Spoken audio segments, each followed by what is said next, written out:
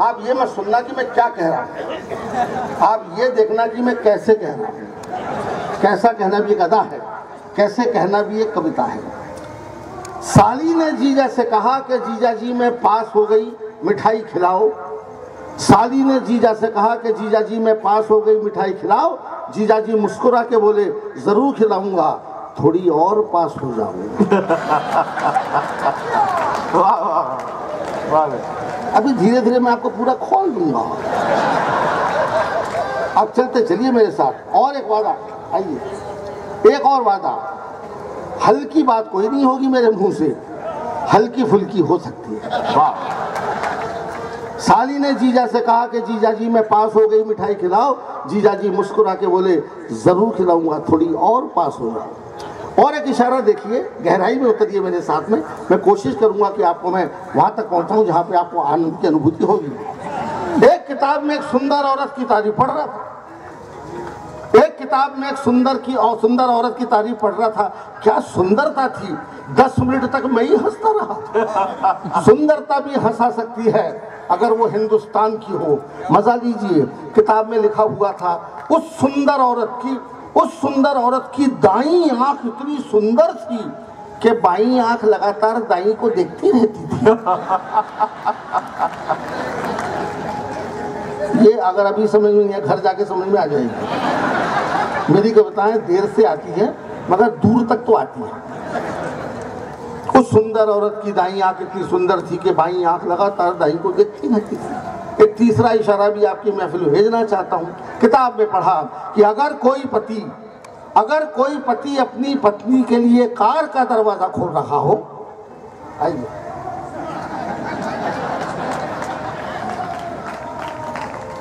बात को गौर से सुनना और ये समझना कि मैं क्या कह रहा हूं।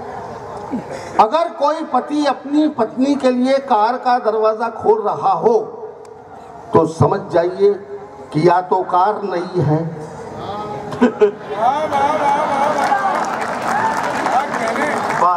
अगर कोई पति अपनी पत्नी के लिए कार का दरवाजा खोल रहा हो तो समझ जाइए कि या तो कार नहीं है या फिर पत्नी नहीं है। और बात भी सही है, अपनी पत्नी के लिए कार का दरवाजा कौन खोलता है? और असली बात तो यह है कि अपनी पत्नी के साथ कार में जाता ही कौन है? मैं आपको जीवन के रहस्य बता रहा हूँ, यही सच्चाई है। कविता लिखना कुछ नहीं होता, कविता एक ढोंग है, कविता एक बहाना है। अपने आप को कवि कहने के लिए आदमी कोशिश करता है, मगर सत्य वो है, सत्य हमेशा बिना कपड़ों के सड़क पे घूमता रहता है। वाह, बहुत सुंदर, बहुत सुंदर। पर हम उसे पहचान नहीं पाते हैं। मैं कोशिश करता हूँ। आप सभी जानते हैं कि हिंदुस्तानी स्त्रियां अपनी मांग में लाल सिंदूर डालती हैं। मैं एक ऐसी पड़ोसन बहन जी को जानता हूँ जो हरे सिंदूर का प्रयोग करती है, हरे सिंदूर का। एक दिन मैंने पूछ लिया, बहन जी आप ये हरा सिंदूर क्यों डालती हैं? तो शर्मा के बोली, चौबे जी मेरे पति रेलवे ड्राइवर हैं।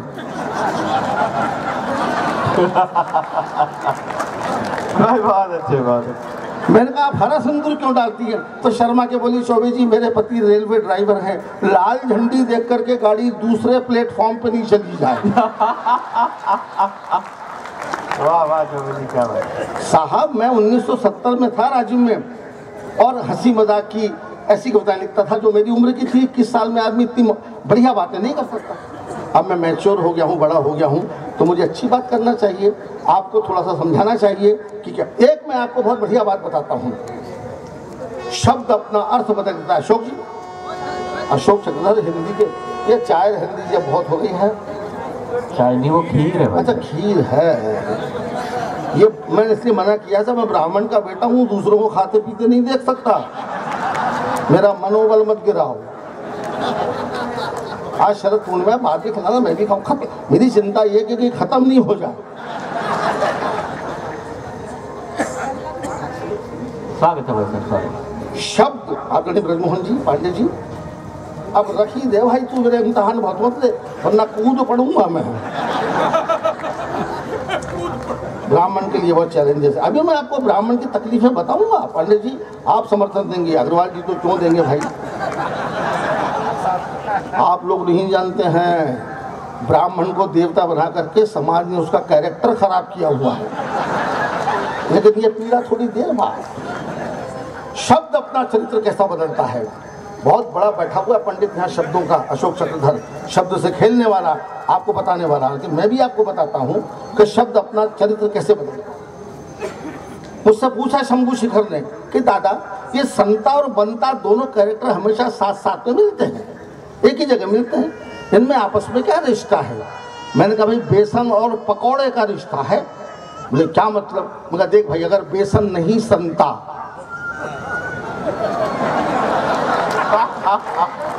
तो पकौड़ा कैसे बनता। सवाल पूछ के उसने मुझे यार बार बार खीर ही आ रही है, काफी टेढ़ी खीर है ये, मुश्किल हो रही। कोई बात नहीं, संयम रखना ब्राह्मण का काम है, बाद में मिलेगा, कोई बात नहीं। संता बेसन, बेसन अगर नहीं संता तो पकौड़ा कैसे बनता। ये तो छोटी सी बात थी। मैं आपको एक ऐसे शब्द से मिलवाता हूँ जिसने इस सीन को बड़ा कर दिया। मैं ग्वालियर रेलवे प्लेटफॉर्म पे खड़ा हुआ था, ग्वालियर रेलवे प्लेटफॉर्म पे खड़ा हुआ था। एक सीन मैंने देखा, एक नौजवान लड़का और उसकी सहेली जो उसी कॉलेज की होगी, दोनों नौजवान एक ही कॉलेज के, प्लेटफॉर्म पे खड़े हुए बड़े हंसी मजाक करते हुए बिंदास ढंग से खूब हंस रहे थे, किलोल कर रहे थे, किलोल। मुझे खुशी हुई कि देखो नई पीढ़ी कितनी खुश है। लेकिन मेरे बगल में दो बूढ़े खड़े हुए थे, वो काफी कुंठित हो रहे थे। उनकी बात मैंने सुनी, वो आपको सुनवाता हूँ। एक बूढ़ा दूसरे बूढ़े से बोला, क्या वो लड़का उस लड़की का भाई है। असल में वो ये चाहता था कि वो भाई ही निकले।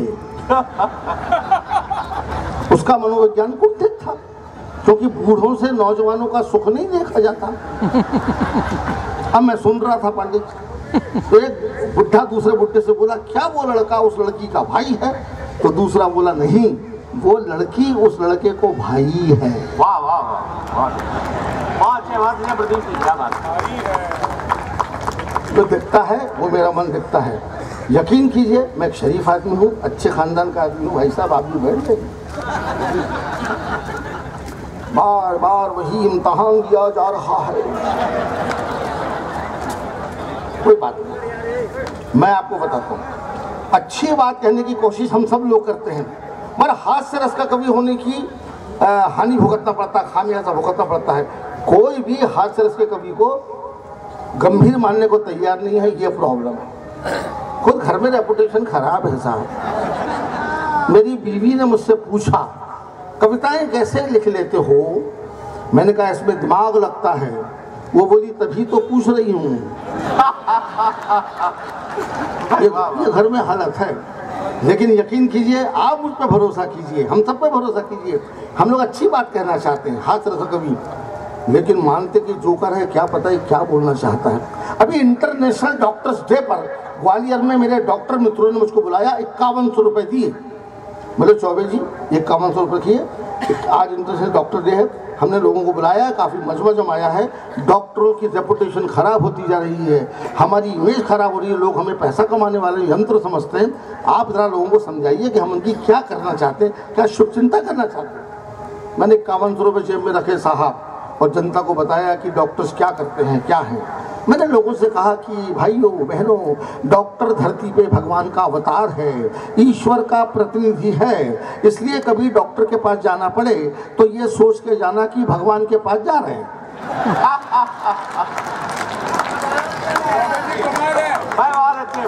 आपने तालियां बजा के मोहर लगा दी कि मैंने अच्छी बात कही थी साहब। वहां पे लोगों ने भी तालियां बजाई, मगर डॉक्टरों ने मुझको अकेले में बजाया।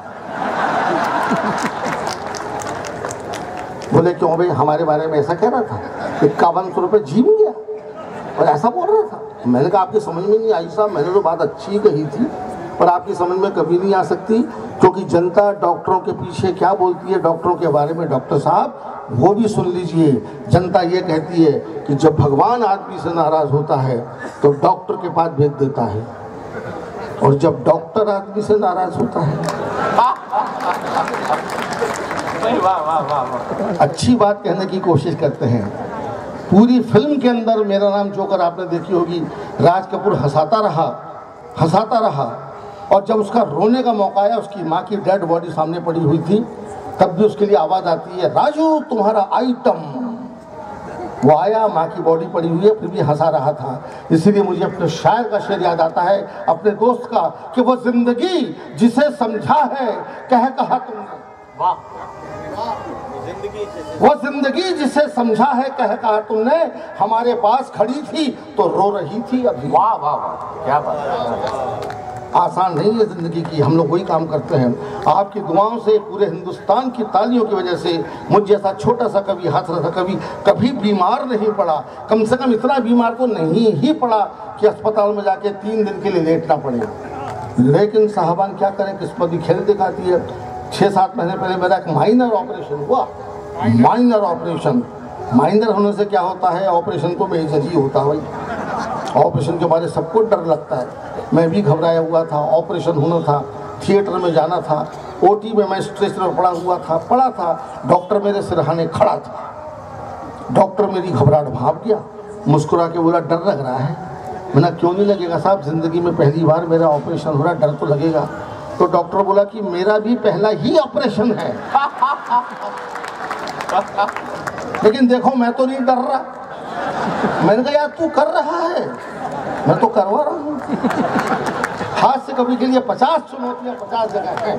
लेकिन एक सीन में मैंने देखा, वो आपको दिखाता हूँ, कमाल है भाई। डॉक्टर के बीच में और मेरे बीच में एक फूलों का मोटा हार पड़ा हुआ था।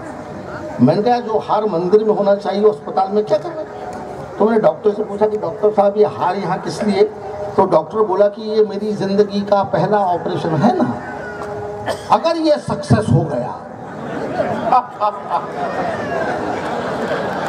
तो ये हार मेरे लिए, वरना आपके लिए तो निर्धारित ही है। सारी चुनौती आती है। फोटोग्राफर का फोटो ले लीजिए उनका, हाँ मेरा मत लेना। मैं फोटोग्राफर से बहुत घबराता हूँ।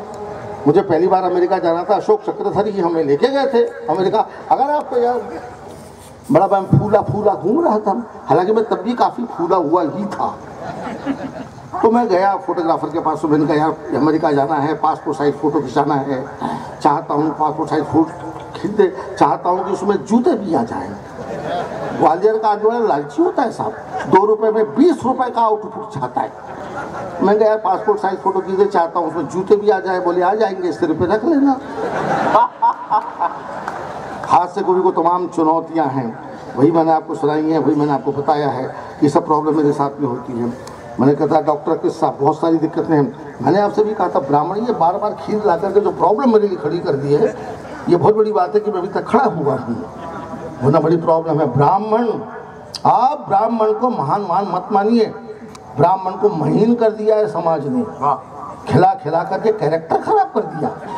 आप सभी जानते हैं कि हिंदू समाज में 4 जातियां होती हैं, ब्राह्मण, क्षत्रिय, वैश्य, हरिजन। क्षत्रिय, वैश्य, हरिजन ब्राह्मण से काफ़ी कुंठित थे, नाराज थे। ये साला बड़ा हीरो बना घूमता है, इसको निपटाना चाहिए। तो तीनों जातियों के नेता गए ब्राह्मण के पास, उससे बोले कि आप हमारे देवता हैं, आप कोई काम नहीं करेंगे, काम हम करेंगे, आप केवल खाना। ये ब्राह्मण का जीवन खराब करने का प्लान था कि फुकट का खिला के ऐसा कैरेक्टर खराब कर दो, एक दिन ये कटोरा लेकर के चौराहे पे मिलेगा। ब्राह्मण भोला भाला समझा नहीं ये प्लान क्या है। ऑफर मिला तो उसने खूब खींचा, शताब्दियों तक मुफ्त का माल खींचा, स्थायी किस्म का खाऊ हो गया। बाद में महंगाई आ गई है, कोई पूछता नहीं, प्लान सक्सेसफुल।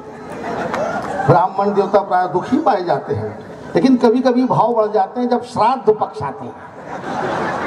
श्राद्ध पक्ष में हर टुइया ब्राह्मण भी अमिताभ बच्चन हो जाता है।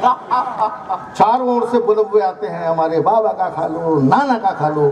जिन बाबा और नाना को लोग जीते जी ठीक से नहीं खिलाते, उन्हें मरने के बाद में ब्राह्मण के माध्यम से खिलाते हैं। वाह क्या बात है। ये खराब बात है, इसलिए मैं श्राद्ध को नहीं मानता। ये ढोंग है, मैं खुद श्राद्ध का नहीं खाता। क्यों खाऊं? जब मैं जिंदा हूं तो खुद अपनी कमाई का खाऊंगा, दूसरे की डेड बॉडी का क्यों खाऊं? लेकिन ग्वालियर में पांडे जी बड़ी रेपुटेशन मेरी। ये चौबे ब्राह्मण आते हैं बुला हुए श्राद्ध पक्ष में। ठाकुर साहब मेरे पड़ोस में रहते हैं, श्राद्ध पक्ष में आए, बोले चौबे जी मेरे पिताजी का श्राद्ध है, आपको खाना खाने आना है। मैंने कहा ठाकुर साहब मैं श्राद्ध का नहीं श्रद्धा का खाता। वाह वाह वाह। मैं कहा मैं श्राद्ध का नहीं, श्रद्धा का खाता हूँ। ठाकुर समझा नहीं। बोले क्या मतलब? मैं कहा जब तेरे पिताजी जिंदा थे तब कभी क्यों नहीं बुलाया? तब कभी नाश्ते पे भी नहीं बुलाया, मरने के बाद में डायरेक्ट लंच पे बुला रहा है। मैं तेरे पिताजी का एजेंट हूँ क्या? उनका माल खाऊं और वहीं पहुंच जाऊं? मैंने कहा मैं तो नहीं आ रहा। तो ठाकुर बुरा मान गया, बोले नहीं आओगे तो अगले साल तुम्हारा ही मनेगा। तब मैं गुस्से में आ गया। मैं कहा ऐसा है तो तैयारी करने में आ रहा हूँ, और भगवान ने चाहा तो आज शाम को 13 मना के लौटूंगा। मैं तैयारी करके गया साहब, उसके बाप के साथ में खाने के लिए पालती मार के बैठा। 3 घंटे तक नॉन स्टॉप खाया। ठाकुर भी मेरी क्षमता देख करके ऊब गया। बोला बीच में पानी तो पी लो। मैंने भी कह दिया बीच आने तो दे। मैं तो तैयारी से गया ही था। बोला बीच में पानी तो पी लो। उसको लगा कि ये भी खा के कहीं यही नहीं लेट जाए, तो 2-2 बापों का मैं एक साथ क्या करूंगा। बोला बीच में पानी तो पी लो। मैंने भी कह दिया बीच में तू मत आओ। मैं कहा बीच में तू मत आओ, वरना ये मैं इतने गुस्से में हूँ कि यार नॉनवेज भी खा सकता हूँ। ठाकुर ऐसा भागा फिर नहीं दिखा। इस देश में पेट की अनंत संभावनाएं हैं। पेट में कुछ भी कितना भी जा सकता है। मुझे याद है एक हाथी का ऑपरेशन हुआ। ऑपरेशन के बाद में डॉक्टर ने नर्स से पूछा अपने औजार तो लिए पूरे तो हैं? नर्स बोली डॉक्टर साहब औजार तो पूरे हैं मगर छोटे वाले डॉक्टर साहब नहीं दिख रहे। तो दोस्तों ये जो मेरा फूला हुआ पेट आप देख रहे हैं, ये खाने के मारे नहीं, मस्ती के मारे फूला हुआ है। लोग समझते हैं बहुत ज़्यादा खाता हूँ। यकीन कीजिए मैं बहुत कम खाता हूँ। लोगों के गम खाता हूँ, हिंदुस्तान की हालत पर रहम खाता हूँ। आप मेरा भरोसा करें तो मैं आपकी कसम खाता हूँ। क्या बात है, वाह वाह, क्या बात है। और साहब वाकई विश्वास कीजिए मैं बहुत ही कम खाता हूँ। किसी को भरोसा ना आ रहा हो तो कल सुबह अपने घर पे बुला के देख ले। आप हमारे मालिक हैं, और एक बार मैं आपके यहाँ खाना खाने के लिए आ गया तो भगवान आपका मालिक होगा। लेकिन फिर भी मैं आपसे वादा करता हूँ कि मैं बहुत कम खाता हूँ। लेकिन अगर कोई मुझे ब्राह्मण ब्राह्मण कह के और चौबे कह के छेड़ देता है तो मैं अपना जलवा दिखा देता। क्या अभी दिखा दिया मैंने अपने पड़ोसी को। मेरे पड़ोस में व्यापारी मित्र रहता है। पड़ोसी तो मित्र हो ही नहीं सकता, व्यापारी है। लेकिन साहब उसका धंधा बड़ा खराब हो गया। दुर्भाग्य आ गया, दिवालिया हो गया, बेचारा परेशान हो गया। तो उसने बैंक से 25 लाख रुपए लेकर के शाकाहारी भोजनालय खोला और दुकान खूब चले, ग्राहक खूब आए करके। शुरू में उसने बड़ा सस्ता रेट रखा। कल्पना नहीं कर सकते आप, 25 रुपए की थाली इस युग में। बाहर बोर्ड लगा दिया 25 रुपए की थाली, जिसमें 6 रोटियां शुद्ध घी वाली, 2-2 दाने, 2-2 सब्जियां, टमाटर फमाटर, सलाद वलाद, दुनिया किस्म के 2 रसगुल्ले भी, और ये भी पेपर नैपकिन की सुपारी सौंप भी ले जाओ। और बाहर बोर्ड लगा दिया कि 25 रुपए में तो इतना पाए, और अगर 50 रुपए लेके आए तो चाहे जितना खाएं।